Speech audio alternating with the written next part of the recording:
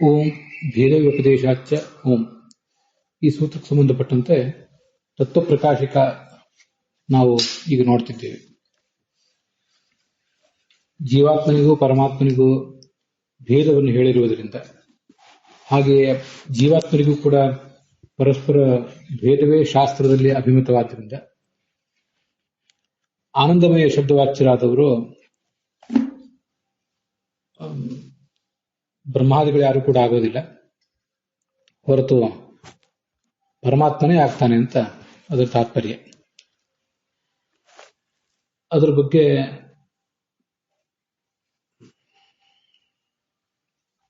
ಈ ಹಿಂದೆ ಈ ಅಸರ್ವಹ ಇದನ್ನೆಲ್ಲ ಕೂಡ ನಾವು ನೋಡಿದ್ದೇವೆ. ಅಸರ್ವಹ ಸರ್ವ ಇತ್ಯಪಿ, ಇದು ಸ್ತುರಶ್ರುತಿ. ವಸ್ತುತಃ ಅವನು ಸರ್ವಕ್ಕಿಂತ ಭಿನ್ನ, ಆದರೂ ಅವನು ಸರ್ವ ಅಂತ ಹೇಳ್ತಾರೆ. ಇದರ ತಾತ್ಪರ್ಯ ಏನು? ಅವನು ಸರ್ವಕ್ಕೂ ಸ್ವಾಮಿ ಅಂತ ಹೀಗರ್ಥ. ಸಕಲ ಸ್ವಾಮಿತ್ವೇನ ಐಕ್ಯ ವ್ಯಪದೇಶ ಉಪತ್ತೇ, ಐಕ್ಯವನ್ನು ಶಾಸ್ತ್ರಗಳು ಹೇಳ್ತವೆ ಅಂತ ಇಟ್ಕೊಂಡ್ರು ಕೂಡ ಸಕಲಕ್ಕೂ ಅವನು ಸ್ವಾಮಿ ಅಂತ ಮಾತ್ರ ತಾತ್ಪರ್ಯ ಅನ್ನೋದನ್ನೆಲ್ಲ ಈ ಹಿಂದೆ ನೋಡಿದ್ದೇವೆ. ಅಲ್ಲಿ ಒಂದು ಪ್ರಶ್ನೆ, ಈ ಭೇದ ಜ್ಞಾನ ಅಂತ ಅನ್ನೋದು ಮಿಥ್ಯಾ ಅಲ್ವಾ?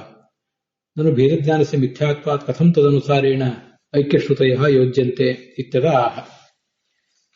ಈ ಭೇದವನ್ನ ತಿಳ್ಕೋಬೇಕು ಅಂತ ನೀವೆಲ್ಲ ಅಂದ್ರೆ, ಆದ್ರೆ ಭೇದ ಜ್ಞಾನ ಅಂತ ಅನ್ನೋದೇ ಮಿಥ್ಯಾ ಅಲ್ವಾ? ಭೇದ ನಮಗೆ ತಿಳಿದಿದೆ, ಹೌದು. ಆದ್ರೆ ನಮ್ಮ ಜ್ಞಾನಕ್ಕೆ ವಿಷಯವಾದಂತಹ ಭೇದ ಅದು ಮಿಥ್ಯಾಭೂತವಾದದ್ದು. ಆ ಜ್ಞಾನ ಅಂತ ಅನ್ನೋದು ಮಿಥ್ಯಾ ಜ್ಞಾನ, ಅಂದ್ರೆ ಯಥಾರ್ಥವಾದ ಜ್ಞಾನ. ನಮಗೆ ಭೇದ ತಿಳಿದಿದೆ ಅನ್ನೋ ದೃಷ್ಟಿಯನ್ನಿಟ್ಟುಕೊಂಡು ಶಾಸ್ತ್ರಗಳಿಗೆ ನಾವು ಅರ್ಥಾಂತರವನ್ನು ಹೇಳೋದು ಹೇಗೆ ಅಂತ ಪ್ರಶ್ನೆ. ಕಥಂ ತದನುಸಾರೇಣ, ನಮ್ಮಂಥ ಪಾಮರರಾದವರಿಗೆ ಬಂದ ಭೇದ ಜ್ಞಾನಕ್ಕೆ ಅನುಸಾರವಾಗಿ ಈ ಐಕ್ಯಶ್ರುತಯ, ಐಕ್ಯವನ್ನು ಪ್ರತಿಪಾದನೆ ಮಾಡತಕ್ಕಂಥ ಭಾಗವತಾದಿ ವಾಕ್ಯಗಳಿಗೆ ಮತ್ತೆ ವೇದಾದಿ ವಾಕ್ಯಗಳಿಗೆ ನೀವು ಅಭೇದಾರ್ಥವನ್ನು ಬಿಟ್ಟು ಭೇದಾರ್ಥವನ್ನು ಒಪ್ಪುವುದು ಹೇಗೆ ಅಂತ ಇತ್ಯತ ಆಹ. ಈ ಒಂದು ಪ್ರಶ್ನೆ ಬಂದಾಗ ಅದಕ್ಕೆ ಇನ್ನೊಂದು ಭಾಗವತದಲ್ಲೇ ಬಂದಿರುವಂತಹ ಮಾತನ್ನ ತೋರಿಸಿಕೊಡ್ತಾ ಇದ್ದಾರೆ. ವಿದ್ಯಾತ್ಮನಿ ಭಿದಾ ಬೋಧ ಅಂತ, ಮತ್ತೆ ಭೇದ ದೃಷ್ಟ್ಯಾಭಿಮಾನಿನ ನಿಸಂಗೇನಾಪಿ ಕರ್ಮಣ ಅಂತ ಭಾಗವತದಲ್ಲೇ ಮತ್ತು ಒಂದ್ ಕಡೆನೂ ಕೂಡ ಬಂದಿದೆ. ಇಲ್ಲಿ ಎಲ್ಲಾ ಕಡೆನೂ ಕೂಡ ಅದರಲ್ಲಿ ಮೊದಲನೇದ್ದು ವಿದ್ಯಾ ಆತ್ಮನಿ ಭಿದಾ ಬೋಧ ಅಂತ. ನಾವು ಈ ಭೇದವನ್ನು ತಿಳಿಯುವುದೇ ಒಂದು ದೊಡ್ಡ ವಿದ್ಯೆ. ನಾವು ಜೀವನದಲ್ಲಿ ಸಾಧಿಸಬೇಕಾದಂತ ದೊಡ್ಡ ವಿದ್ಯೆ ಏನಿದೆ, ವಿದ್ಯೆ ಅಂದ್ರೆ ಏನು ಅಂತ ಪ್ರಶ್ನೆ ಬಂದಾಗ, ವಿದ್ಯಾ ಆತ್ಮನಿ ಭಿದಾ ಬೋಧ, ಭಿದಾ ಅಂದ್ರೆ ಭೇದ, ಅದರ ಬೋಧ ಅಂದ್ರೆ ಜ್ಞಾನ. ಆ ಭೇದವನ್ನು ತಿಳಿಯುವುದೇ ದೊಡ್ಡ ವಿದ್ಯೆ ಅಂತ ಅದರ ತಾತ್ಪರ್ಯ. ಈ ವಿದ್ಯಾ ಅಂದ್ರೆ ಏನು ಅಂತ ಹೀಗೆಲ್ಲ ಪ್ರಶ್ನೆ ಬೇರೆ ಬೇರೆ ಕಡೆ ಶಾಸ್ತ್ರದಲ್ಲಿ ಬಂದಿದೆ. ಇವೆಲ್ಲ ತುಂಬಾ ಸ್ವಾರಸ್ಯವಾದ ಪ್ರಶ್ನೆಗಳು. ಪ್ರಶ್ನೆ ಕೇಳುವವನ ಅಭಿಪ್ರಾಯ ಮತ್ತೆ ಉತ್ತರ ಕೊಡುವವನ ಅಭಿಪ್ರಾಯವನ್ನೆಲ್ಲ ಹೊಂದಿಕೊಂಡು ಅದರ ಸ್ವಾರಸ್ಯ ಇರ್ತದೆ. ಈಗ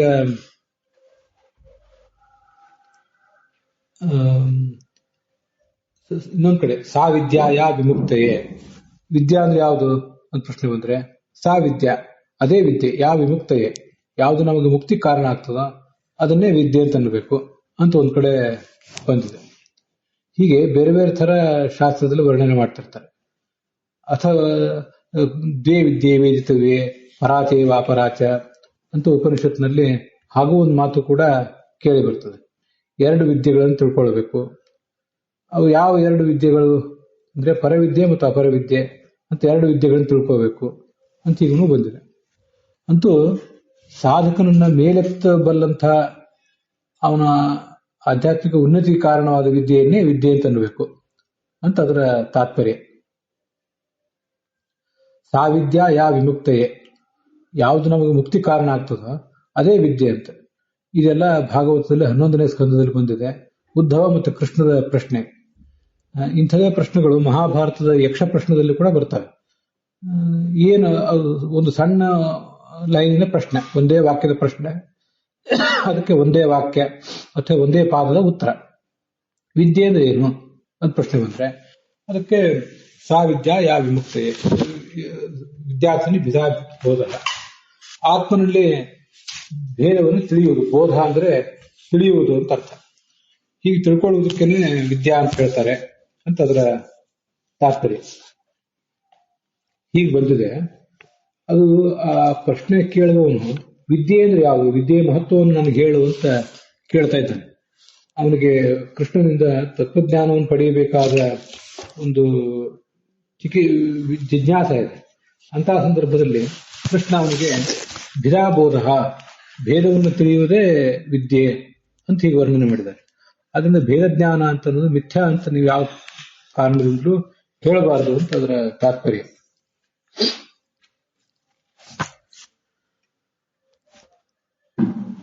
ಉದ್ಧವ ಕೃಷ್ಣನ್ ಕೇಳ್ತಾನೆ, ಇದು 11ನೇ ಸ್ಕಂದದಲ್ಲಿ.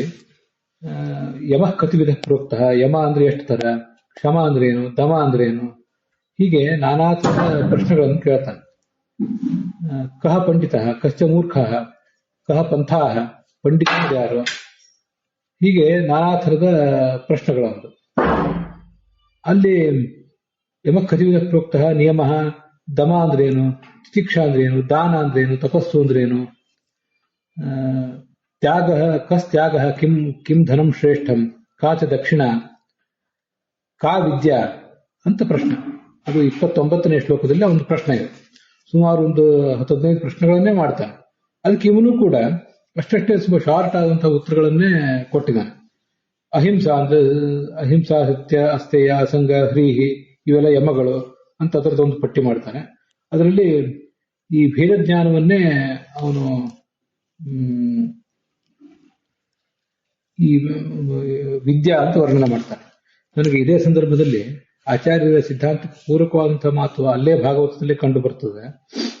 ಕಾವಿದ್ಯಾ, ವಿದ್ಯಾ ಅಂದ್ರೆ ಯಾವುದು, ಆಮೇಲೆ ಸಂಪತ್ತು ಅಂದ್ರೆ ಏನು, ಸುಖ ದುಃಖ ಅಂದ್ರೆ ಏನು, ಕಃ ಪಂಡಿತ ಕಶ್ಚ ಮೂರ್ಖ, ಪಂಡಿತ ಯಾರು, ಮೂರ್ಖ ಯಾರು, ಕಹ ಪಂಥ, ಮಾರ್ಗ ಯಾವುದು, ಉತ್ಪತಃ ದುರ್ಮಾರ್ಗ ಯಾವುದು ಅಂತ ಹೀಗೆಲ್ಲ ಒಂದು ಪ್ರಶ್ನೆ ಕೇಳಿದಾನೆ. ಅಲ್ಲಿ ಈ ವಿದ್ಯಾರ್ಥಿನಿ ಭಿದಾಬೋಧ ಅಂತ ಹೀಗೇನು ಬಂದಿದೆಯಲ್ಲ, ಇದೇ ವಿದ್ಯೆ ಅಂತ ಹೇಳಿ. ಇದಾದ್ಮೇಲೆ ಪಂಡಿತೋ ಬಂಧ ಮೋಕ್ಷವಿತ್ ಅಂತ ಒಂದು ಮಾತಿದೆ. ವಾಸ್ತವಿಕವಾಗಿ ಪಂಡಿತ ಅಂತ ಯಾರನ್ನು ಅನ್ಬೇಕು ಅಂದ್ರೆ ಬಂಧ ಮೋಕ್ಷವಿತ್. ನಮಗೆ ಸಂಸಾರದಲ್ಲಿ ಈಗ ಬಂಧ ಆಗಿದೆ, ಸಂಸಾರದಲ್ಲಿ ಬಂಧ ಯಾವುದರಿಂದ ಆಗಿದೆ, ಮತ್ತೆ ಆ ಮೋಕ್ಷ ಆಗುವುದು ಯಾವುದರಿಂದ ಅಂತ ಅನ್ನೋದನ್ನೆಲ್ಲ ಸರಿಯಾಗಿ ತಿಳಿದವನೇ ಪಂಡಿತ ಅಂತ ಅಲ್ಲಿ ಬಂದಿದೆ. ಇದು ನೋಡಿ, ಅದ್ವೈತದ ದೃಷ್ಟಿಯಿಂದ ಜಗತ್ತೆಲ್ಲವೂ ಕೂಡ ಮಿಥ್ಯ. ಜಗತ್ತೆಲ್ಲವೂ ಮಿಥ್ಯ ಆದಾಗ ಸಂಸಾರವೂ ಕೂಡ ಮಿಥ್ಯ. ನಮಗೀಗ ಸಾಂಸಾರಿಕ ಬಂಧನ ಏನು ಬಂದು ಒದಗಿದೆಯಲ್ಲ ಅದು ಕೂಡ ಮಿಥ್ಯ. ಮತ್ತೆ ಹಾಗಿರುವಾಗ ಆ ಸಂಸಾರದ ಬಂಧನದಿಂದ ಬಿಡುಗಡೆ ಬಿಡುಗಡೆ ಮಾಡ್ಕೊಂಡು ನಾವು ಮೋಕ್ಷವನ್ನು ಪಡಿಬೇಕು ಅಂತ ಒಂದು ಏನಿದೆ ಅದಕ್ಕೂ ಕೂಡ ಹೆಚ್ಚು ಅರ್ಥ ಇರೋದಿಲ್ಲ. ಆದ್ರೆ ಆಚಾರ್ಯರು ಅನುವ್ಯಾಖ್ಯಾನದಲ್ಲಿ, ಟೀಕಾದಲ್ಲಿ ಒಂದು ಬಂಧ ಮಿಥ್ಯಾತ್ವವಾದ ಅಂತ ಒಂದು ಪ್ರಸಿದ್ಧವಾದ ವಾದವನ್ನೇ ತೋರಿಸಿಕೊಟ್ಟಿದ್ದಾರೆ. ನಾವು ಈ ಬ್ರಹ್ಮಸೂತ್ರ ಭಾಷೆದ ಆರಂಭದಲ್ಲೂ ಕೂಡ ನಾವು ಅದನ್ನು ನೋಡಿದ್ದೇವೆ. ಅಥಾತೋ ಬ್ರಹ್ಮ ಜಿಜ್ಞಾಸ ಅಂದ್ರೆ, ಅಥ ಅಂದ್ರೆ ಯೋಗ್ಯತಾ ಸಂಪಾದನೆ ಮಾಡಿದ ನಂತರ, ಅತಃ ಅಂತ ಒಂದು ಪ್ರಶ್ನೆ. ಅತಃ ಅಂದ್ರೆ ಆದ್ದರಿಂದ ಅಂತ ಅರ್ಥ. ಆದ್ದರಿಂದ ಅಂತ ಅನ್ನೋದಕ್ಕೆ ಅಲ್ಲಿ ತ್ರಿವಿಕ್ರಮ ಪಂಡಿತರು ಬರೆದಿದ್ದಾರೆ. ಬಂಧವು ಸತ್ಯವಾದ್ದರಿಂದ, ಸಂಸಾರದ ಬಂಧನದಲ್ಲಿ ನಾವು ಸಿಕ್ಕಿ ಬಿದ್ದಿದ್ದೀವಿ, ಈ ಬಂಧ ಸತ್ಯವಾದದ್ದು. ಬಂಧಕ್ಕೆ ಕಾರಣವಾದಂತಹ ಸತ್ವರಜಸ್ತಮ ಗುಣಗಳು, ಪ್ರಕೃತಿ ಅದೆಲ್ಲವೂ ಕೂಡ ಸತ್ಯವೇ. ಆದ್ರಿಂದ ಈ ಬಂಧಕ್ಕೆ ನಾವು ಸಿಕ್ಕಿ ಬಿದ್ದಿರುವುದರಿಂದ ಭಗವಂತನ ಜಿಜ್ಞಾಸೆಯನ್ನು ಮಾಡದೆ ಹೋದ್ರೆ ಈ ಬಂಧನದಿಂದ ಪಾರಾಗುವ ಸಾಧ್ಯತೆಯೇ ಇಲ್ಲವಾದ್ರಿಂದ ನಾವು ಜಿಜ್ಞಾಸೆ ಮಾಡಬೇಕು ಅಂತ ಅರ್ಥ. ಅದಕ್ಕೆ ಅತಃ ಅಂತ ಅನ್ನೋ ಶಬ್ದಕ್ಕೆ ಹಾಗರ್ಥ ಅಂತ ಅಲ್ಲಿ ಹಿಂದೆ ತ್ರಿವಿಕ್ರಮ ಪಂಡಿತರು ತೋರಿಸಿಕೊಟ್ಟಿದ್ದಾರೆ. ಆದ್ರಿಂದ ಇಲ್ಲಿ ಕಾವಿದ್ಯಾ ಅಂತ ಒಂದು ಮಾತು ಬಂದಿದೆ, ಹಾಗೆ ಕಃ ಪಂಡಿತ ಅಂತ ಬಂದಿದೆ. ಯಾರು ಬಂಧ ಮೋಕ್ಷವನ್ನು ತಿಳಿದಿದ್ದಾನೋ, ಬಂಧವನ್ನು ಸುಳ್ಳು ಅಂತ ತಿಳ್ಕೊಂಡು ಪಲಾಯನವಾದ ಮಾಡುವುದಲ್ಲ. ಹಾಗೆ ಮಾಡುವುದಕ್ಕೆ ಏನು ಅರ್ಥವೂ ಇಲ್ಲ. ಹಾಗೆ ಪಲಾಯನ ಮಾಡುವುದಾದ್ರೆ, ಬಂಧವನ್ನು ಮಿಥ್ಯಾ ಅಂತ ತಿಳಿದು, ಸಂಸಾರವೇ ಮಿಥ್ಯಾ ಅಂತ ತಿಳಿದು ಅದರಿಂದ ಪಲಾಯನ ಮಾಡುವುದಾದ್ರೆ ಶಾಸ್ತ್ರಾಧ್ಯಯನ, ಶ್ರವಣ, ಮನನ, ಧ್ಯಾನ ಇದು ಯಾವುದಕ್ಕೂ ಕೂಡ ಅರ್ಥವೇ ಇಲ್ಲ. ಅಧ್ಯಾತ್ಮಕ್ಕೆ ಯಾವುದೇ ಬೆಲೆಯೇ ಇಲ್ಲ ಅಂತ ಆಗಿಬಿಡ್ತದೆ. ವಾಸ್ತವಿಕವಾಗಿ ಬಂಧ ಸತ್ಯವೇ ಆಗಿದೆ, ಸಂಸಾರ ಬಂಧದ ಸತ್ಯವೇ ಆಗಿದೆ. ಆದ್ರೆ ತಾತ್ಕಾಲಿಕವಾಗಿದೆ. ಸುದೀರ್ಘವಾದ ಪ್ರಯತ್ನದಿಂದ ಬಂಧನವನ್ನು ನಾವು ಕಳೆದುಕೊಳ್ಬಹುದು. ಮುಂದೆ ಮುಕ್ತಿಯನ್ನು ಪಡ್ಕೊಳ್ಬಹುದು ಅಂತ ಯಾರು ತಿಳಿದಿದ್ದಾನೋ ಅವನೇ ಪಂಡಿತ. ಇದು ತುಂಬಾ ಚೆನ್ನಾಗಿದೆ, ನಮ್ಮ ಸಿದ್ಧಾಂತಕ್ಕೆ ಪೋಷಕವಾದಂತಹ ಮಾತು. 11ನೇ ಸ್ಕಂದದಲ್ಲಿ 19ನೇ ಅಧ್ಯಾಯದಲ್ಲಿ ಪ್ರಶ್ನೆಗಳು 26ನೇ ಶ್ಲೋಕದಿಂದ 30ನೇ ಶ್ಲೋಕದವರೆಗೆ ಪ್ರಶ್ನೆಗಳಿವೆ. ದೀರ್ಘವಾದ ಪ್ರಶ್ನೆ, ಸಣ್ಣ ಸಣ್ಣ ಪ್ರಶ್ನೆಗಳು, ಅನೇಕ ಪ್ರಶ್ನೆಗಳು. ಅದಕ್ಕೆ ಕೃಷ್ಣ ಕೊಡುವ ಉತ್ತರಗಳು ಕೂಡ ಸುಮಾರು 10 ಶ್ಲೋಕಗಳಲ್ಲಿ ಉತ್ತರ ಕೊಟ್ಟಿದ್ದಾನೆ. ಅದರಲ್ಲಿ ವಿದ್ಯಾತ್ಮನಿ ಭಿದಾ ಬೋಧ ಅಂತ ಅನ್ನೋದು 39ನೇ ಶ್ಲೋಕ, ಪಂಡಿತ ಅಂತ ಅನ್ನೋದೇನಿದೆ ಅದು 40ನೇ ಶ್ಲೋಕ. ಮತ್ತೆ ದಾರಿ ಯಾವುದು ಅಂತ ಹೇಳಿದ್ರೆ ಮನ್ನಿಗಮಃ, ನನ್ನನ್ನು ತಿಳಿಯುವುದೇ ದಾರಿ ಅಂತ ಹೀಗೆಲ್ಲ ಅದಕ್ಕೆ ವರ್ಣನೆ ಮಾಡಿದ್ದಾರೆ. ಹೀಗೆ ಭಿದಾಬೋಧವನ್ನೇ ಒಂದು ತತ್ವಜ್ಞಾನ ಅಂತ ಕೃಷ್ಣ ವರ್ಣನೆ ಮಾಡಿದ್ದಾನೆ. ಅದರಿಂದ ಅದಕ್ಕೆ ಮಹತ್ವ ಇದೆ ಅಂತ ಅದರ ತಾತ್ಪರ್ಯ. ನಚ ಭಿದಾಯ ಅಬೋಧ ಇತಿ ವ್ಯಾಖ್ಯೆಯಂ, ಅಲ್ಲೂ ಪ್ರಶ್ನೆಯನ್ನು ಮಾಡ್ತಾರೆ. ಭಿದಾ ಬೋಧ ಅಂತಿದೆಯಲ್ಲ, ಭಿದಾ ಅಂದ್ರೆ ಭೇದ ಅಂತ ಅರ್ಥ, ಬೋಧ ಅಂದ್ರೆ ಜ್ಞಾನ ಅಂತ ಅರ್ಥ. ಆದ್ರೆ ಆ ಸವರ್ಣ ದೀರ್ಘ ಸಂಧಿ ಛೇದ ಮಾಡುವಾಗ ಭಿದಾ ಅಬೋಧ ಅಂತನೂ ಮಾಡ್ಲಿಕ್ಕೆ ಬರ್ತದಲ್ಲ, ಅವಾಗಲೂ ಸವರ್ಣ ದೀರ್ಘ ಅದು ಭಿದಾ ಪ್ಲಸ್ ಅಬೋಧ ಭಿದಾಬೋಧ ಅಂತಾನೆ ಆಗ್ತದೆ. ಭಿದಾಯ ಅಬೋಧ ಭಿದಾಬೋಧ, ಭಿದಾಯ ಬೋಧ ಭಿದಾಬೋಧ ಎರಡೂ ಒಂದೇ ಆಗ್ತವೆ. ಅದರಿಂದ ನೀವು ನಿಮ್ಮ ಅಭಿಪ್ರಾಯಕ್ಕನುಸಾರವಾಗಿ ಭಿದಾಯ ಅಂದ್ರೆ ಭೇದದ, ಬೋಧ ಜ್ಞಾನ ಅಂತ ಯಾಕೆ ವ್ಯಾಖ್ಯಾನ ಮಾಡ್ತೀರಿ? ಅಬೋಧ ಅಂತೂ ಮಾಡ್ಲಿಕ್ಕೆ ಸಾಧ್ಯ ಇದೆಯಲ್ವಾ ಅಂತ ಪ್ರಶ್ನೆ ಬಂದ್ರೆ ನಚ ಹಾಗೆ ಮಾಡೋದು ಸರಿಯಲ್ಲ. ಯಾಕೆಂದ್ರೆ ಅಜ್ಞಾನಸೆ ವಿದ್ಯಾತ್ವ ಅಭಾವ. ಈಗಿಲ್ಲಿ ಕಾ ವಿದ್ಯಾ, ಕೃಷ್ಣ ಇನ್ನು ಪರಂಧಾಮಕ್ಕೆ ಹೋಗುವವನಿದ್ದಾನೆ, ಆದ್ರಿಂದ ಅವನನ್ನ ಪ್ರಶ್ನಿಸಿ ಸಾಧ್ಯವಾದಷ್ಟು ತತ್ವಜ್ಞಾನವನ್ನು ನಾನು ಪಡಿಬೇಕು ಅಂತ ಹಂಬಲದಲ್ಲಿ ಆ ಉದ್ಧವ ಇದ್ದಾನೆ. ಮುಂದೆ ಅದನ್ನೆಲ್ಲ ನೀನು ಈ ಜಗತ್ತಿಗೆ ಕೊಡಬೇಕು, ಬದರಿ ಕ್ಷೇತ್ರಕ್ಕೆ ಹೋಗಿ ಅಲ್ಲಿ ಋಷಿಗಳಿಗೆ ಕೊಡಬೇಕು ಅಂತ ತತ್ವಜ್ಞಾನದ ಬಗ್ಗೆ ಒಂದು ಕಾಳಜಿ ತೋರಿಸ್ತಾ ಇದ್ದಾನೆ ಕೃಷ್ಣ. ನೀವು ಜ್ಞಾನ ಯಾವುದ್ರಿ, ವಿದ್ಯೆ ಯಾವುದು ಅಂತ ಕೇಳಿದ ಪ್ರಶ್ನೆಗೆ ಅಜ್ಞಾನವೇ ವಿದ್ಯೆ ಅಂತ ಹೇಗೆ ಹೇಳಿಕ್ ಸಾಧ್ಯ? ಭಿದಾ ಅಬೋಧ ಅಂತಂದ್ರೆ ಭೇದವನ್ನು ತಿಳಿಯದೇ ಇರುವುದು ಅಂತ ಅರ್ಥ ಆಗ್ತದೆ. ತಿಳಿಯದೇ ಇರುವುದು ಒಂದು ಜ್ಞಾನವ? ಏನು ವಿದ್ಯೆ ಅಂತ ಪ್ರಶ್ನೆ ಬಂದಾಗ ಐಕ್ಯವನ್ನಾದ್ರೂ ತಿಳಿಯುವುದು ಜ್ಞಾನ ಅಂತಾದ್ರೂ ಹೇಳಬೇಕಿತ್ತು. ಐಕ್ಯವನ್ನು ತಿಳಿಯುವುದು ಜ್ಞಾನ ಅಂತ ಹೇಳಲಿಲ್ಲ, ಭಿದಾಬೋಧವನ್ನು ಜ್ಞಾನ ಅಂತ ಹೇಳ್ತಾರೆ. ಹಾಗಾದ್ರೆ ತಿಳಿಯದೇ ಇರುವುದು ಜ್ಞಾನ ಆಗೋದಿಲ್ಲ, ತಿಳಿಯುವುದು ಜ್ಞಾನ ಆಗ್ತದೆ. ಅದರಲ್ಲೂ ಮುಕ್ತಿಗೆ ಕಾರಣವಾದ ಜ್ಞಾನ ಯಾವುದು? ಅದು ಪ್ರಶ್ನ. ಯಾವುದೋ ವಿದ್ಯೆ, ಲೌಕಿಕ ವಿದ್ಯೆ ಬಗ್ಗೆ ಉದ್ಧವ ಕೇಳ್ತಾನೂ ಇಲ್ಲ, ಕೃಷ್ಣ ಅದನ್ನು ಹೇಳ್ತಾನೂ ಇಲ್ಲ. ಹಾಗಾದ್ರೆ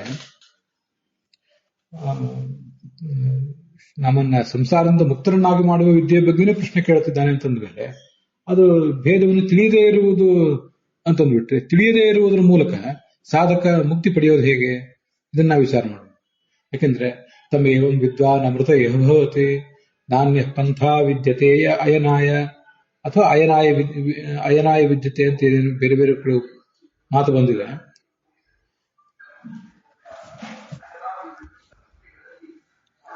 ಹೀಗೆ ಅಜ್ಞಾನವನ್ನೇ ವಿದ್ಯಾ ಅಂತ ಹೇಳುವ ಯಾವ ಸಾಧ್ಯತೆಯೂ ಇಲ್ಲ. ಹೀಗೆ ಅಜ್ಞಾನವನ್ನೇ ನಾವು ಉಳಿಸಿಕೊಂಡು ಹೋದರೆ, ಅಜ್ಞಾನವನ್ನು ಕತ್ತರಿಸಿಕೊಂಡು ಜ್ಞಾನವನ್ನು ಪಡೆಯದೆ ಅಜ್ಞಾನವನ್ನು ಉಳಿಸಿಕೊಂಡು ಹೋದರೆ ಅದು ಹೇಗೆ ವಿದ್ಯೆ ಆಗ್ತದೆ? ಅಜ್ಞಾನಕ್ಕೆ ವಿದ್ಯಾತ್ವಾಭಾವ, ಅಜ್ಞಾನವು ವಿದ್ಯೆ ಆಗೋದು ಸಾಧ್ಯವೇ ಇಲ್ಲ ಅಂತ ಅಲ್ಲಿ ಉತ್ತರ ಕೊಡ್ತಾ ಇದ್ದಾರೆ. ನಾನು ಭೇದಜ್ಞಾನಸ್ಯ ಅಪುರುಷಾರ್ಥತ್ವ ಹೇತುತ್ವಾತ್ ಕಥಂ ತಸ್ಯ ವಿದ್ಯಾತ್ವಂ, ಇದು ಬಹಳ ಮಹತ್ವದ ಪ್ರಶ್ನೆ. ಈ ಭೇದ ಜ್ಞಾನ ಅಂತ ಅನ್ನೋದು ವಿದ್ಯೆ, ಅದೇ ಯಥಾರ್ಥ ಜ್ಞಾನ ಅಂತ ನೀವೆಲ್ಲ ಈಗ ಪ್ರತಿಪಾದನೆ ಮಾಡಿದ್ರಲ್ಲ, ಅದು ಸರಿ. ಅದು ಹೇಗೆ ಭೇದ ಜ್ಞಾನ ಅಂತ ಅನ್ನೋದು ವಿದ್ಯೆ ಆಗ್ಲಿಕ್ಕೆ ಸಾಧ್ಯ? ಯಾಕೆಂದ್ರೆ ವಿದ್ಯೆ ಅಂದ್ರೆ ಯಾವುದು ಪುರುಷಾರ್ಥದ ಸಾಧನವೋ ನಮಗೆ ಮುಕ್ತಿಗೆ ಕಾರಣ ಆಗ್ತದ. ಧರ್ಮಾರ್ಥ ಕಾಮ ಮೋಕ್ಷದ 4 ಪುರುಷಾರ್ಥಗಳಿವೆ. ಅದರಲ್ಲಿ ಪುರುಷಾರ್ಥಕ್ಕೆ ಕಾರಣ ಆಗುತ್ತೆ, ಅದರಲ್ಲೂ ಮುಕ್ತಿಗೆ ಕಾರಣ ಆಗುತ್ತೆ. ಪುರುಷಾರ್ಥ ಯಾವುದೋ ಐಹಿಕ ಪುರುಷಾರ್ಥಕ್ಕೆ ಕಾರಣ ಆಗುವಂಥದ್ದು ಅಂತ ಅರ್ಥ ಅಲ್ಲ. ಧರ್ಮದ ಸಾಧನೆ ಆಗಬೇಕು, ಅರ್ಥಕಾಮಗಳ ಸಾಧನೆ ಆಗದೆ ಹೋದ್ರೆ ಧರ್ಮ ಸಾಧನೆ ಅಥವಾ ಮೋಕ್ಷ ಸಾಧನ ಆದ್ರೆ ಅದನ್ನ ವಿದ್ಯೆ ಅಂತಂತಾರೆ. ಅದನ್ನೇ ಪುರುಷಾರ್ಥ ಹೇತು ಅಂತಾರೆ. ಹೇತು ಅಂದ್ರೆ ಕಾರಣ. ಆದ್ರೆ ಈ ಭೇದ ಜ್ಞಾನ ಅಂತ ಅನ್ನೋದು ಪುರುಷಾರ್ಥಕ್ಕೆ ಸಾಧನವೇ ಅಲ್ಲ, ಅದು ಐಕ್ಯಜ್ಞಾನವೇ ಪುರುಷಾರ್ಥ ಅಂತ ಮೋಕ್ಷಕ್ಕೆ ಸಾಧನ. ಇದ್ಯಾಕೆ ಈ ತರ ಹೇಳ್ತಾ ಇದ್ದೀರಿ ಅಂತ ಇನ್ನೊಂದು ಪ್ರಶ್ನೆಯೂ ಕೂಡ ಬರಬಹುದು. ಈ ಪ್ರಶ್ನಕ್ಕೆ ಆಚಾರ್ಯ ಉತ್ತರ ಕೊಟ್ಟಿರೋ ಶ್ಲೋಕವು ಕೂಡ ತುಂಬಾ ಚೆನ್ನಾಗಿದೆ. ನಮಗೆ ಆ ಪ್ರಶ್ನ ಮತ್ತು ಉತ್ತರಗಳು ಯಾವಾಗ ನಮ್ಮ ಹೃದಯವನ್ನು ತಟ್ತವೆ ಅಂದ್ರೆ ಆ ಪ್ರಶ್ನ ಯಾವುದೋ ಒಂದು ಮುಖದಿಂದ ನಮ್ಮನ್ನು ತೀವ್ರವಾಗಿ ಕಾಡಿದಾಗ ಅದಕ್ಕೆ ಬರುವಂತಹ ಉತ್ತರವು ಕೂಡ ಅಷ್ಟೇ ಪರಿಣಾಮಕಾರಿ ಆಗ್ತದೆ. ಇಲ್ಲೇ ಹೋದ್ರೆ ಆ ಪ್ರಶ್ನೆ ನಮ್ಮನ್ನೆಂದೂ ಬಾಧಿಸಿಲ್ಲ ಅಂತ ಆದ್ರೆ ಉತ್ತರವು ಕೂಡ ನಮ್ಮ ಮೇಲೆ ಬಹಳ ಪ್ರಭಾವ ಏನು ಬೀರೋದಿಲ್ಲ. ರೋಗ ಬಂದಾಗಲೇ ಆ ಔಷಧಕ್ಕೊಂದು ಮೌಲ್ಯ ಯಾವತ್ತೂ ಕೂಡ. ಈ ಭೇದವನ್ನು ತಿಳಿಯುವುದೇ ದೊಡ್ಡ ಸಾಧನೆ ಏನಲ್ಲ. ಭಗವಂತ ಯಾವ ನಾನೇ ಬ್ರಹ್ಮ ಅಂತ ತಿಳಿಯುವುದೇ ಅದೇ ದೊಡ್ಡ ಸಾಧನೆ. ನಾನೇ ಬ್ರಹ್ಮ ಅಂತ ತಿಳಿಯುವುದು ತಪ್ಪು ತಿಳುವಳಿಕೆ ಅಲ್ಲ, ನಾನು ಬ್ರಹ್ಮನ ದಾಸ ಅಂತ ತಿಳಿಯುವುದೇ ತಪ್ಪು ತಿಳುವಳಿಕೆ ಅಂತ ಹೀಗೆಲ್ಲ ಬೇರೆ ಬೇರೆ ಅದ್ವೈತಿಗಳು ಅದ್ರ ಬಗ್ಗೆ ಮಾತಾಡ್ತಾರೆ. ಪ್ರಾಚೀನ ಅದ್ವೈತ ಗ್ರಂಥಗಳಲ್ಲೂ ಅದ್ರ ಬಗ್ಗೆ ಚರ್ಚೆ ನಡೆದಿರ್ತದೆ. ಅದ್ವೈತವನ್ನೇ ಅದ್ವೈತವೇ ಆಗ್ಲಿ ಅದನ್ನು ಕಾಲಾನುಗುಣವಾಗಿ ಆಯಾ ಕಾಲದಲ್ಲಿ ಬಂದಿರುವಂತಹ ಆಯಾ ಮತದಲ್ಲಿ ಬಂದಿರುವಂತಹ ಜ್ಞಾನಿಗಳು ಅದು ವಿದ್ವಾಂಸರಾದವರು ಅದನ್ನ ಆ ಕಾಲದ ಭಾಷೆಗೆ ಕಾಲದ ರೀತಿಗಳಿಗೆ ತಕ್ಕಂತೆ ಅಪ್ಡೇಟ್ ಮಾಡುವ ಒಂದು ಅಭ್ಯಾಸ ಇಟ್ಕೊಂಡಿರ್ತಾರೆ. ಹಾಗೆ ಅದ್ವೈತವನ್ನೇ ಈಗ ಮತ್ತೆ ಬೇರೆ ಬೇರೆ ಭಾಷೆಯಲ್ಲಿ ಬೇರೆ ಬೇರೆ ರೀತಿಯಲ್ಲಿ ಬೇರೆ ಬೇರೆ ಶೈಲಿಯಲ್ಲಿ ಹೇಳುವ ಪ್ರಯತ್ನ ಮಾಡ್ತಿರ್ತಾರೆ. ಅಂಥದ್ದೊಂದು ಪ್ರಶ್ನೆ ಇಲ್ಲಿ ನಮ್ಮ ಕಣ್ಣೆದುರಿಗೆ ಬರುವಂಥದ್ದು. ಅದು ಪುರುಷಾರ್ಥಕ್ಕೆ ಕಾರಣ ಅಲ್ಲ. ನಾನು ಬ್ರಹ್ಮ ಅಂತ ತಿಳ್ಕೊಳ್ಳೋದ್ರಲ್ಲೇ ಬಹಳ ದೊಡ್ಡ ಘನತೆ ಇದೆ. ನಾನು ಬ್ರಹ್ಮನು ದಾಸ ಅಂತ ತಿಳ್ಕೊಳ್ಳೋದ್ರಲ್ಲಿ ಏನ್ ಘನತೆ ಇದೆ ಅಂತ ಹೀಗೆಲ್ಲ ನಾನಾ ಥರ ಪ್ರಶ್ನೆಗಳನ್ನ ಮಾಡ್ತಾರೆ. ಆ ಪ್ರಶ್ನಕ್ಕೆ ನಾವೀಗ ಉತ್ತರ ಈ ಮೂಲಕ ಕಂಡುಕೋಬೇಕಾಗ್ತದೆ. ಭೇದಜ್ಞಾನ ಅಂತನ್ನುವುದು ಪುರುಷಾರ್ಥದ ಸಾಧನ ಆಗೇ ಆಗಿದೆ. ಶಾಸ್ತ್ರದಲ್ಲಿ ಅದನ್ನು ವರ್ಣನೆ ಮಾಡಿದ್ದಾರೆ ಅಂತ ಹೇಳ್ತಾ ಇದ್ದಾರೆ. ಭೇದ ದೃಷ್ಟ್ಯಾಭಿಮಾನೇನ ನಿಸ್ಸಂಗೇನಾಪಿ ಕರ್ಮಣ ಅಂತ ಭಾಗವತದಲ್ಲಿ ಈಗ ಮಾತು ಬಂದಿದೆ. ಚತುರ್ಮುಖ ಬ್ರಹ್ಮ ಹೇಗೆ ಮುಕ್ತಿಯನ್ನು ಪಡೆದ ಅಂತನ್ನೋದನ್ನ ವರ್ಣನೆ ಮಾಡುವಂತ ಪ್ರಸಂಗ ಇದೆ. ಇದು 3ನೇ ಸ್ಕಂದದಲ್ಲಿ 33ನೇ ಅಧ್ಯಾಯದಲ್ಲಿ ಅಲ್ಲಿ 12ನೇ ಶ್ಲೋಕದ ರೂಪದಲ್ಲಿ ಇದ್ರ ಬಗ್ಗೆ ವರ್ಣನೆ ಬಂದಿದೆ. ಅಲ್ಲಿ ಏನು ಬಂದಿದೆ ಅದನ್ನು ಜಯತೀರ್ಥರೇ ವರ್ಣನೆ ಮಾಡಿದ್ದಾರೆ. ಹೇಗೆ ಚತುರ್ಮುಖ ಬ್ರಹ್ಮ ಆ ಸಾಧನೆ ಮಾಡಿದ ಅಂತ. ವೇದಗರ್ಭ ಅಂದ್ರೆ ಚತುರ್ಮುಖ ಬ್ರಹ್ಮ ಭೇದ ದೃಷ್ಟ್ಯ ಅಂತಂದ್ರೆ, ಭೇದ ದೃಷ್ಟ್ಯ ಅಂದ್ರೆ ಆ ಜ್ಞಾನದ ಮೂಲಕ ಅಂತ ತೃತೀಯ ವಿಭಕ್ತಿ. ಅದನ್ನೇ ಜಯತೀರ್ಥರು ಜೀವೇಶ್ವರ ಭೇದ ಜ್ಞಾನೇನ, ಜೀವೇಶ್ವರರ ನಡುವಿನ ಭೇದವನ್ನ ತಿಳಿದು ಅಂತ ಹೀಗೆ ಅದನ್ನ ವ್ಯಾಖ್ಯಾನಿಸಿದ್ದಾರೆ. ಮತ್ತೆ ಭೇದ ದೃಷ್ಟಿಯ ಅಭಿಮಾನೇನ ಅಂತ ಮುಂದೆ ಇದೆಯಲ್ಲ. ಅಭಿಮಾನ ಅಂತಂದ್ರೆ ಅಭಿಮಾನ ಅಂದ್ರೆ ನಾವು ನಮ್ಮ ಬಗ್ಗೆ ಇಟ್ಕೊಳ್ಳುವಂತ ಅಭಿಮಾನ ಅಂತ ತಾತ್ಪರ್ಯ ಅಲ್ಲ. ನಾವು ಚತುರ್ಮುಖ ಪರಮಾತ್ಮನ ಬಗ್ಗೆ ಇಟ್ಕೊಂಡಿರುವಂತಹ ಒಂದು ಗೌರವ, ಪ್ರೀತಿ, ಭಕ್ತಿ ಅಂತ ಅದರ ತಾತ್ಪರ್ಯ. ಭೇದ ದೃಷ್ಟ್ಯಾಭಿಮಾನೇನ ನಿಸ್ಸಂಗೇನಾಪಿ ಕರ್ಮಣ ಕರ್ತೃತ್ವಾತ್ ಸಗುಣಂ ಬ್ರಹ್ಮ ಪುರುಷಂ ಪುರುಷರ್ಷಭ ಅಂತ ಹೀಗೆ ಇದೆಲ್ಲ ಪರಮಾತ್ಮನೇ ಹೇಳಿರುವಂತಹ ಒಂದು ಮಾತು.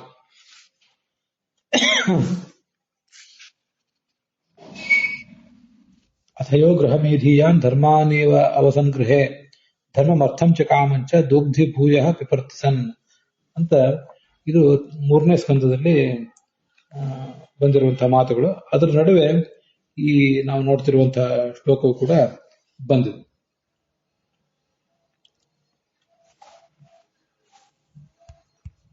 ಕಪಿಲ ನಾಮಕ ಪರಮಾತ್ಮ ತನ್ನ ತಾಯಿ ದೇವಹೂತಿಗೆ ಇದನ್ನೆಲ್ಲ ಅನೇಕ ಸಂಗತಿಗಳನ್ನ ವರ್ಣನೆ ಮಾಡ್ತಾ ಇದ್ದಾನೆ. ಅಲ್ಲಿ ಬರುವಂತಹ ವಿಚಾರ ಇದು ಭಗವಂತನಿಗೆ ಹೇಳಿರುವಂತಹ ಮಾತು. ಹೀಗೆ ಈ ಅಭಿಮಾನದ ಅದರ ಗೌರವದ ಮೂಲಕ ಮತ್ತೆ ನಿಸ್ಸಂಗೇನಾಪಿ ಕರ್ಮಣ, ಅಲ್ಲಿ ಜಯತೀರ್ಥರದನ್ನು ಬರೆದಂತೆ ಕಾಣಿಸೋದಿಲ್ಲ, ಫಲಾಪೇಕ್ಷೆ ಇಲ್ಲದ ಕರ್ಮವನ್ನು ಮಾಡುವ ಮೂಲಕ ನಿಸ್ಸಂಗೇನಾಪಿ ಕರ್ಮಣ ಅವನೇನ್ ಮಾಡಿದ, ಕರ್ತೃತ್ವ ಸಗುಣಂ ಬ್ರಹ್ಮ ಪುರುಷಂ ಪುರುಷರ್ಷಭಂ ಸ ಸಂಗತ್ಯ ಪುನಃ ಕಾಲೇನ ಈಶ್ವರ ಮೂರ್ತಿನ ಅಂತಹ ಪರಮಾತ್ಮನನ್ನ ಅವನು ತಲುಪಿದ. ಬ್ರಹ್ಮ ಅಂದ್ರೆ ಆನಂದಾದಿಗುಣ ಪೂರ್ಣವಾದ ಬ್ರಹ್ಮವನ್ನ, ಬ್ರಹ್ಮ ಅಂದ್ರೆ ಆನಂದಾದಿಗುಣ ಪೂರ್ಣವಾದ್ದೇ ಅಂತ ಅರ್ಥ. ಅದನ್ನ ಪ್ರಾಪ್ತ ಈ ಚತುರ್ಮುಖ ಬ್ರಹ್ಮ ಪಡೆದಿದ್ದಾನೆ ಅಂತ ಅರ್ಥ. ಇದು ಸ್ಮೃತ್ಯರ್ಥ ಅಂತದೆ. ಸ್ಮೃತಿ ಅಂದ್ರೆ ಪೌರುಷೇಯ ವಾಕ್ಯ ಅಂತ ಅರ್ಥ. ಇಲ್ಲಿ ಯಾವುದು ಯಾಜ್ಞವಲ್ಕ್ಯ ಸ್ಮೃತಿ, ವ್ಯಾಸ ಸ್ಮೃತಿ ಹಾಗರ್ಥ ಅಲ್ಲ. ಪೌರುಷೇಯ ವಾಕ್ಯ. ಶ್ರುತಿ ಅಂದ್ರೆ ಅಪೌರುಷೇಯ ವಾಕ್ಯ, ಸ್ಮೃತಿ ಅಂದ್ರೆ ಪೌರುಷೇಯ ವಾಕ್ಯ ಅಂತ ಹೀಗದ ತಾತ್ಪರ್ಯ.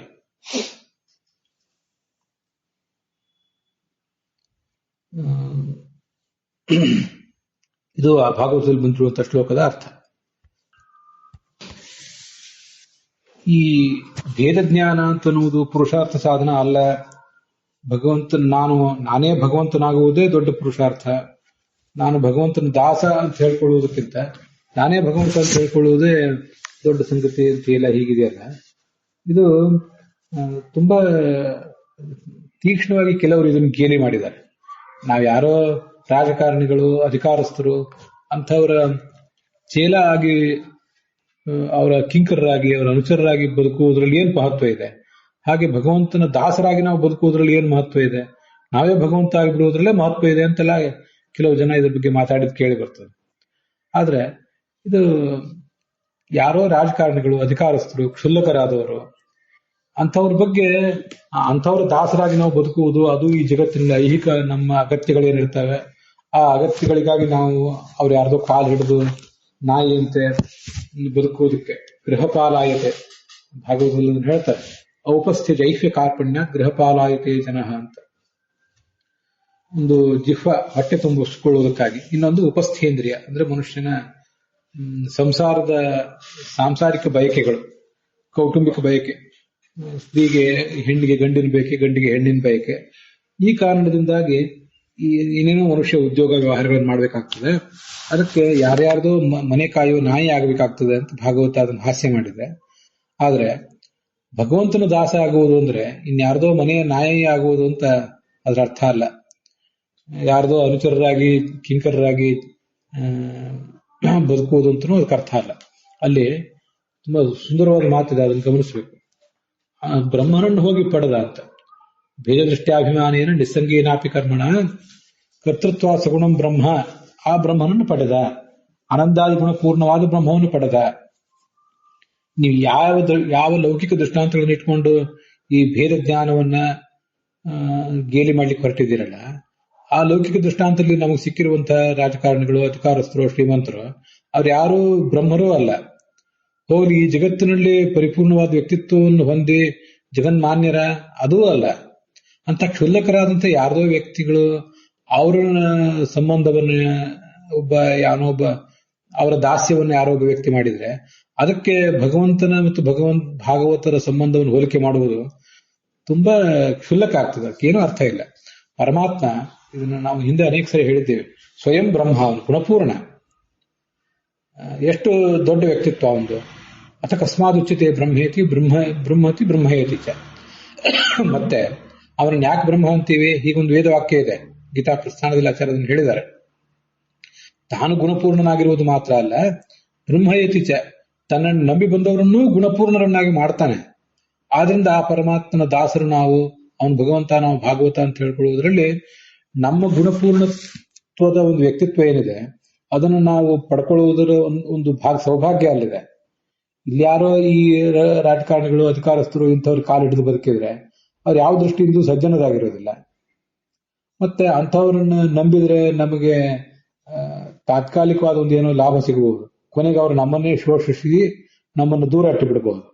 ಆದ್ರಿಂದ ಅಂಥವ್ರ ಜೊತೆ ಬದುಕುವ ಕಿಂಕರರು ಏನಿರ್ತಾರೆ, ಆ ಕಿಂಕರರಿಗೆ ಭಗವಂತನ ಕಿಂಕರರನ್ನು ಹೋಲಿಕೆ ಮಾಡುವುದು ಅನ್ನೋದು ಯಾವುದೇ ರೀತಿಯಾದ ಏನೂ ಸ್ವಾರಸ್ಯ ಇಲ್ಲ. ಕಾಮನ್ ಸೆನ್ಸು ಇಲ್ಲದೆ ಇರುವಂತಹ ಒಂದು ಹೋಲಿಕೆ, ಕಾಮನ್ ಸೆನ್ಸ್ ಇಲ್ಲದೆ ಇರುವಂತಹ ಒಂದು ಖಂಡನೆ. ನಮ್ಮ ತಂದೆ ತಾಯಂದಿರ ಮಕ್ಕಳು ನಾವು, ನಮ್ಮ ಗುರುವಿನ ಶಿಷ್ಯರು ನಾವು ಅಂತ ಹೇಳ್ಕೊಳ್ಳೋದ್ರಲ್ಲೇ ಒಂದು ಸೌಭಾಗ್ಯ ಇರ್ತದೆ. ಇದನ್ನು ಗಮನಿಸಿ. ಅದಕ್ಕೆ ನಾವು ಜೀವನದಲ್ಲಿ ಬದುಕುವುದಕ್ಕಾಗಿ ಯಾರೋ ರಾಜಕಾರಣಿ ಮತ್ತೆ ಯಾರ್ದೋ ಕಿಂಕರರಾಗಿ ಬದುಕುವುದು ವಿಚಾರ ಬೇರೆ. ನಮ್ಮ ತಂದೆ ತಾಯಂದಿರಿಗೆ ನಾವು ಗೌರವ ಭಕ್ತಿ ತೋರಿಸುವುದು, ಅವರಿಗೆ ತಗ್ಗಿ ಬಗ್ಗೆ ನಡೆಯುವುದು, ಗುರುವಿಗೆ ತಗ್ಗಿ ಬಗ್ಗೆ ನಡೆಯುವುದರೊಳಗೆ ನಮಗೊಂದು ಸಂತೋಷ ಇರ್ತದೆ. ಹೀಗಿರುವಾಗ ಭಗವಂತನ ದಾಸರಾಗಿ ಆ ಭೇದದ ದೃಷ್ಟಿಯನ್ನು ನಾವು ಇಟ್ಕೊಂಡು, ಹಾಗೆ ಅಭಿಮಾನ ಇಟ್ಕೊಂಡು ಆ ಭಗವಂತನ ಬಗ್ಗೆ ನಾವು ಬದುಕುವುದರಲ್ಲಿ ಬಹಳ ದೊಡ್ಡ ಪುರುಷಾರ್ಥ ಇದೆ. ಅದರ ಮಹತ್ವವನ್ನು ತಿಳಿಯದೆ ಹಾಗೆ ಅದನ್ನ ವಿಮರ್ಶಿಸುವುದು, ಟೀಕೆ ಮಾಡುವುದು ಉಚಿತ ಅಲ್ಲ. ಆದ್ರಿಂದ ಭೇದ ಜ್ಞಾನ ಅಂತ ಅನ್ನೋದು ತುಂಬಾ ಬೇಸಿಕ್ ನಮಗೆ. ವಿಷ್ಣು ಸರ್ವೋತ್ತಮತ್ವವನ್ನು ಪ್ರತಿಪಾದನೆ ಮಾಡುವುದಕ್ಕೆ ಬೇಸಿಕೇ ಭೇದ ಜ್ಞಾನ. ಜೀವ ಪರಮಾತ್ಮರಿಬ್ಬರು ಭಿನ್ನ ಅಂತ ಆದಾಗ ಆವಾಗ ಮಾತ್ರ ಮುಂದೆ ವಿಷ್ಣು ಸರ್ವೋತ್ತಮ ಅಂತ ಆಗ್ಲಿಕ್ಕೆ ಸಾಧ್ಯ. ವಿಷ್ಣು ಸರ್ವೋತ್ತಮ ಅಂತ ಆದ್ರೂ ನಮಗೆ ಈ ಸಂದರ್ಭದಲ್ಲಿ ಮನವರಿಕೆ ಆಗದೆ ಇರಬಹುದು. ಯಾಕೆಂದ್ರೆ ತಪ್ಪರ್ಥದಲ್ಲಿ ತಿಳ್ಕೋಬಾರ್ದು ಯಾರು ಕೂಡ. ವಿಷ್ಣು ಸರ್ವೋತ್ತಮ ಅಂತ ಅನ್ನೋದನ್ನ ನಾವು ವಿಷ್ಣು ಅನ್ನೋ ಅಪ್ರಾಕೃತ, ಅವನ ಸರ್ವೋತ್ತಮತ್ವವು ಅಪ್ರಾಕೃತ, ಅದೆಲ್ಲವೂ ನಮಗೆ ಈಗಿನ ಮಾತುಗಳಲ್ಲಿ ಈಗಿನ ನಮ್ಮ ಹಿನ್ನೆಲೆ ಇದರಲ್ಲಿ ಅದು ತಿಳಿಯುವುದೇ ಸಾಧ್ಯ ಇಲ್ಲ. ಆದರೆ ಭೇದವನ್ನು ಮಾತ್ರ ನಾವು ಈಗಲೂ ತಿಳ್ಕೋಬಹುದು ಅಂತ ಆಚಾರ್ಯರು ತೋರಿಸ್ಕೊಟ್ಟಿದ್ದಾರೆ. ಪರಮಾತ್ಮ ನಮಗೆ ಸಾಕ್ಷಾತ್ಕಾರಕ್ಕೆ ವಿಷಯನಾಗಿಲ್ಲ ಇನ್ನು, ಆದ್ರೆ ನಾವು ನಮಗೆ ಸಾಕ್ಷಾತ್ಕಾರಕ್ಕೆ ವಿಷಯ ಆಗಿದೀವಲ್ಲ. ಪರಮಾತ್ಮನಿಂದ ನಮಗೆ ಭೇದವನ್ನ, ಪರಮಾತ್ಮ ಪ್ರತಿಯೋಗಿಕವಾದ ಅಸ್ಮದ್ ಅನುಯೋಗಿಕವಾದ ಭೇದವನ್ನು ನಾವು ಸಾಕ್ಷಾತ್ಕರಿಸ್ಕೊಳ್ಳಿಕ್ಕೆ ಸಾಧ್ಯ ಇದೆ. ಈಗ ನಮಗದು ಸಾಕ್ಷಾತ್ಕಾರಕ್ಕೆ ಬರ್ತದೆ ಅಂತ ಆಚಾರ್ಯರು ತತ್ವನಿರ್ಣಯ ಮೊದಲಾದ ಕಡೆ ಅದನ್ನು ತೋರಿಸ್ಕೊಟ್ಟಿದ್ದಾರೆ. ವಿಷ್ಣು ಸರ್ವೋತ್ತಮತ್ವ ಈಗಲ್ಲ, ಅದು ಮುಂದೆ ಅಪರೋಕ್ಷ ಜ್ಞಾನ ಸಂದರ್ಭದಲ್ಲಿ ನಮಗೆ ತಿಳಿಯುವಂಥದ್ದು. ಭೇದ ಮಾತ್ರ ಈಗಲೇ ನಮಗೆ ಅನುಭವಕ್ಕೆ ಬರ್ತದೆ. ಭಗವಂತನ ಅಸ್ತಿತ್ವ, ಭಗವಂತನ ಮಹಿಮೆ ಈಗ ಅನುಭವಕ್ಕೆ ಬರೋದಿಲ್ಲ. ಆದ್ರಿಂದ ವಿಷ್ಣು ಸರ್ವೋತ್ತಮತ್ವ ಅಂತ ಅನ್ನೋದು ನೆಕ್ಸ್ಟ್. ಅದಕ್ಕಿಂತ ಮುಂಚೆ ಭೇದದ ಬಗ್ಗೆ ಅಷ್ಟು ನಿಷ್ಠೆ, ಆ ಭೇದವನ್ನು ಅರ್ಥ ಮಾಡ್ಕೊಳ್ಳೋದ್ರೆ ಅಷ್ಟು ದೊಡ್ಡ ನಿಷ್ಠೆ ಬೇಕು. ಮುಂದೊಂದು ಶ್ಲೋಕ ಬರೋದಿದೆ, ಯಥೇಶ್ವರಶ್ಚ ಭೇದ ಜೀವಶ್ಚ ಸತ್ಯ ಭೇದೋ ಪರಸ್ಪರಂ ತೇನ ಸತ್ಯೇನ ವಾಮದೇವಾಹ ತ್ರಾಯಂತು ಸಹಕೇಶವಾಹ ಅಂತ. ಜೀವ ಪರಮಾತ್ಮ ಇಬ್ರು ಕೂಡ ಭಿನ್ನರಾಗಿದ್ದಾರೆ, ಅವ್ರ ನಡುವಿನ ಭೇದ ಸತ್ಯವಾಗಿದೆ. ಈ ಸತ್ಯವನ್ನು ನಾನು ಅರಿತಿದ್ದರಿಂದ ಆ ಸತ್ಯವನ್ನು ಅರಿತಿದ್ದರಿಂದಲೇ ಸಂಪ್ರೀತರಾಗಿ ಎಲ್ಲ ದೇವತೆಗಳು ಭಗವಂತ ನನ್ನ ಮೇಲೆ ಪ್ರೀತಿ ಮಾಡಿ ನನಗೆ ಅನುಗ್ರಹ ಮಾಡಿ ನನ್ನನ್ನು ಕಾಪಾಡಲಿ ಅಂತ ಶ್ಲೋಕ ಇದೆ. ಹೀಗೆ ಭೇದವನ್ನು ತಿಳಿಯುವುದು ಅನ್ನೋದೇನಿದೆ ಬಹಳ ದೊಡ್ಡ ಪುರುಷಾರ್ಥ. ಅದು ಉಳಿದಿನ ವಿಷ್ಣು ಸರ್ವೋತ್ತಮತ್ವ ಇತ್ಯಾದಿ ಹೇಳೋದಕ್ಕೂ ಕೂಡ ಬೇಸಿಕ್ ಆದಂತಹ ಒಂದು ಪ್ರಮೇಯ. ಅದನ್ನು ನಾವು ಗಟ್ಟಿ ಮಾಡ್ಕೋಬೇಕು. ವೈಯಕ್ತಿಕವಾಗಿ ನನಗೂ ಕೂಡ ನಾನು ಅದನ್ನ ಹೇಳಿಕೆ ಸಂಕೋಚ ಪಡೋದಿಲ್ಲ. ವಿಷ್ಣು ಸರ್ವೋತ್ತಮತ್ವ ಅಂತ ನನಗೆ ಈಗ ಅರ್ಥ ಆಗಿಲ್ಲ ಅಂದ್ರೆ ಮನವರಿಕೆ ಆಗಿಲ್ಲ. ಅದು ಅಪ್ರಾಕೃತವಾದ ಸಂಗತಿ ಅಂತ ಹೇಳಿದೆ. ಪ್ರಾಕೃತವಾದ ಹಂತದಲ್ಲಿರುವಂತಹ ನನ್ನಂಥವನು ವಿಷ್ಣು ಸರ್ವೋತ್ತಮತ್ವವನ್ನು ಶಾಸ್ತ್ರದ ಮೂಲಕ ನಂಬಬಹುದಷ್ಟೇ ಹೊರತು ನಮಗದೀಗ ಮನವರಿಕೆ ಆಗೋ ಸಂಗತಿ ಅಲ್ಲ. ಆದ್ರೆ ಭೇದ ಮಾತ್ರ ನನಗೆ ಈಗ ನಾನಿರುವ ಹಂತದಲ್ಲಿ ಕೂಡ ನನಗೆ ಭೇದ ಸಾಕ್ಷಾತ್ಕಾರಕ್ಕೆ ವಿಷಯ ಆಗಿದೆ. ಭೇದವನ್ನು ನಾನು ಸಾಕ್ಷಾತ್ಕರಿಸಿಕೊಂಡಿದ್ದೀನಿ ಅಂತ ಧೈರ್ಯದಿಂದ ಆತ್ಮವಿಶ್ವಾಸದಿಂದ ಹೇಳ್ತೇನೆ. ಯಾವ ಭೇದ? ಪರಮಾತ್ಮನಿಂದ ನಮಗೆ ಭೇದ. ಇದನ್ನ ಸಾಕ್ಷಾತ್ಕರಿಸ್ಕೊಳ್ಳಿಕ್ಕೆ ನನ್ನಂಥ ಸಾಮಾನ್ಯನಿಗೂ ಸಾಧ್ಯ ಇದೆ ಅಂತ ಒಂದು ಈ ಮಾತನ್ನ ಹೇಳಲಿಕ್ಕೆ ಅಪೇಕ್ಷೆ ಪಡ್ತೀನಿ ಈ ಸಂದರ್ಭದಲ್ಲಿ. ಅಲ್ಲಿಗೆ ಈ ಭಾಗ ಸಮಾಪ್ತವಾಗಿದೆ.